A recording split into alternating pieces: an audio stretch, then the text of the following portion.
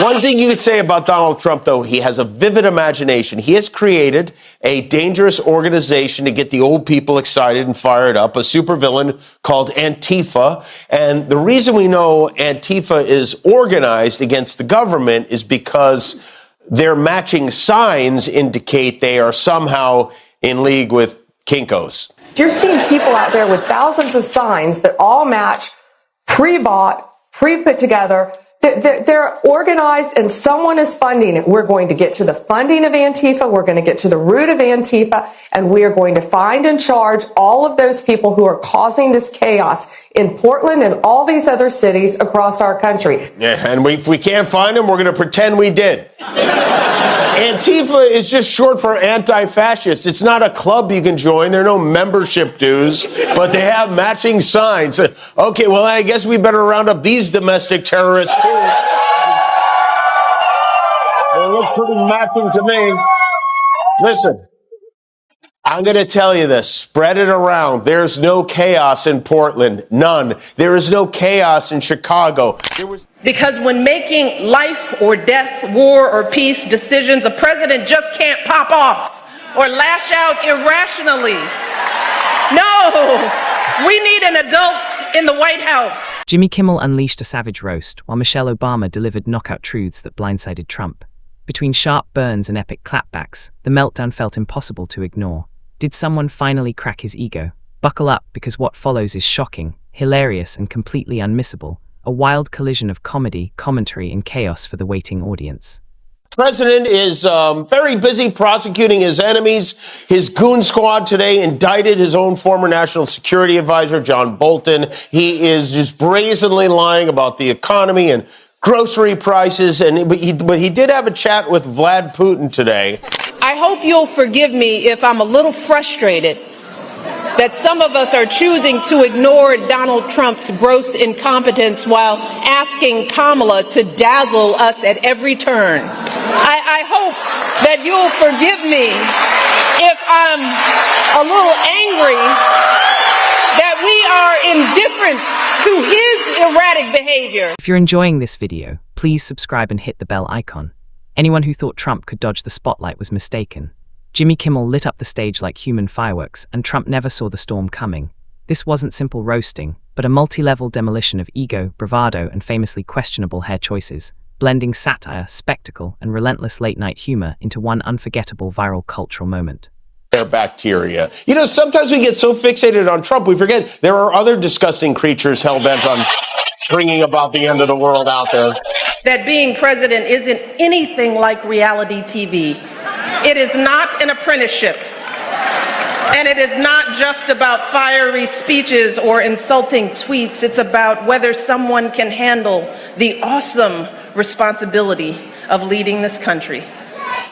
One moment he tweets election conspiracies, the next Kimmel lands a verbal uppercut sharp enough to echo across late night. Meanwhile, Michelle Obama drops truth bombs, proving that humor and honesty can puncture bluster with elegance, precision, and unforgettable impact.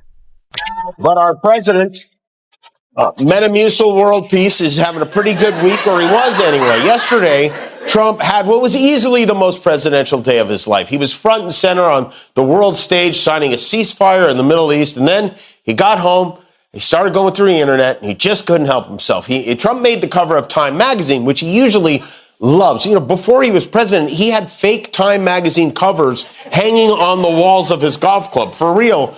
But this one, I guess, conjured up some mixed feelings because of the photo they used. Let's start with Kimmel. He didn't even bother to warm up. It felt like watching someone open Pandora's box and suddenly realizing they're supposed to control the chaos. Every punchline landed with surgical precision, slicing through Trump's self-proclaimed genius and flipping his smartest claim into a perfectly timed lesson in overconfidence and fragile bravado, leaving the audience stunned, amused, and absolutely glued to the spectacle unfolding live. We know folks are going to do everything they can to distort her truth. My husband and I sadly know a little something about this. For years, Donald Trump did everything in his power to try to make people fear us. See, his limited, narrow view of the world made him feel threatened by the existence of two hard-working, highly educated, successful people who happen to be black. Suddenly, all the tremendous deals and very stable genius tweets felt like scribbles from someone building a sandcastle in the middle of a tsunami. But the brilliance wasn't just the burns. It was the timing, the precision, the way every joke felt engineered by experts in perfectly calibrated humiliation. Trump tried to maintain that trademark glare, but by the third punchline, even his reflection seemed unimpressed. Somewhere his aides were whispering, "We should have fact-checked that." Too late, the impact was relentless. Kimmel's humor struck with careful accuracy, each line a guided missile of satire, leaving Trump visibly rattled, questioning not just his decisions but his entire performance.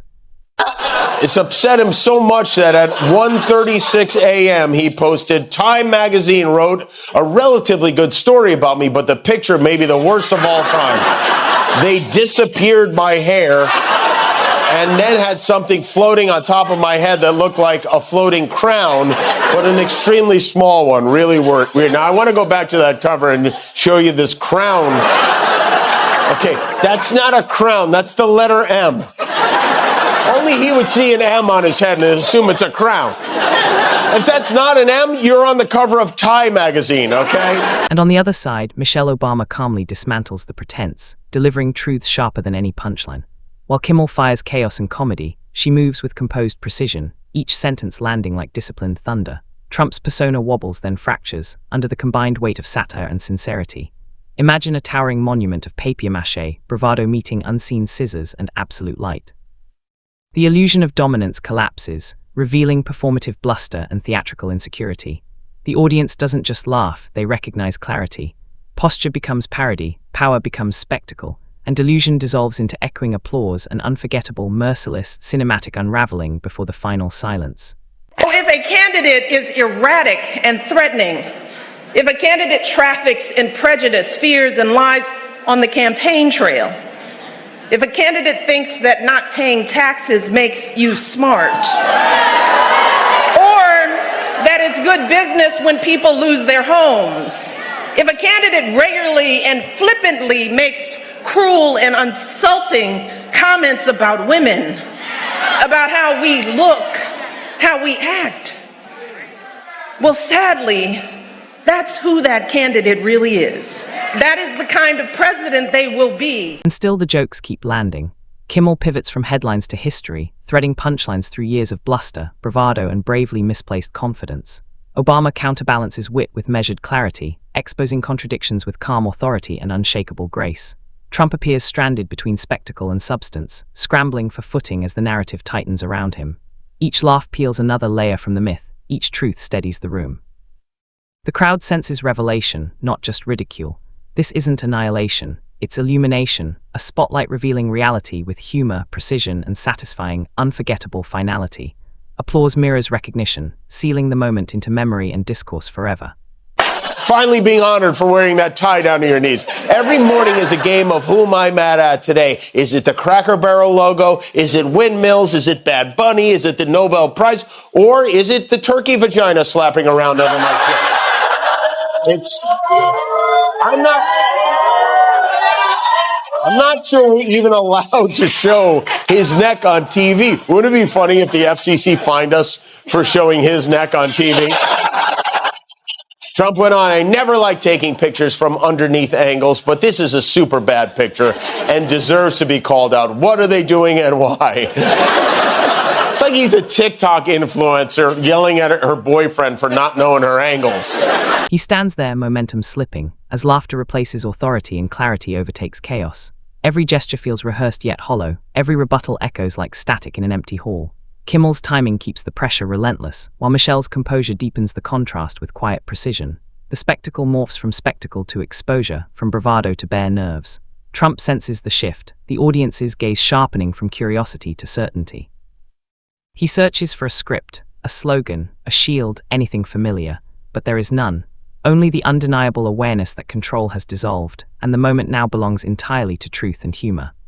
Obvious mental decline, his history as a convicted felon, a known slumlord, a predator found liable for sexual abuse, all of this while we pick apart Kamala's answers from interviews that he doesn't even have the courage to do, y'all. Please, please do not hand our fates over to the likes of Trump, who knows nothing about us, who has shown deep contempt for us.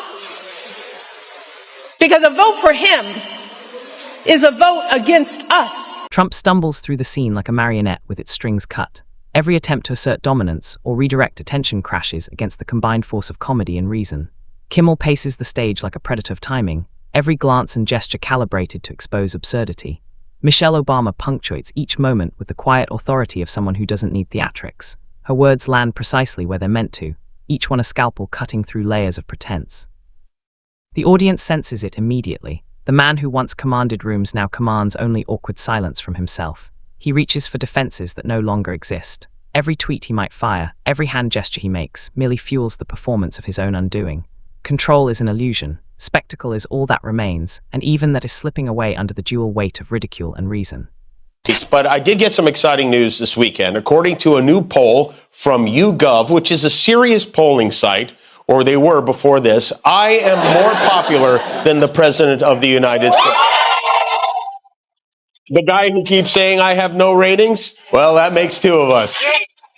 They polled more than 1,000 people, and I lead Trump by 16 points. I'm at +3, he's at -13. Trump's confusion becomes a performance all its own. Every twitch, every sputter, every attempt to reclaim authority only amplifies the spectacle.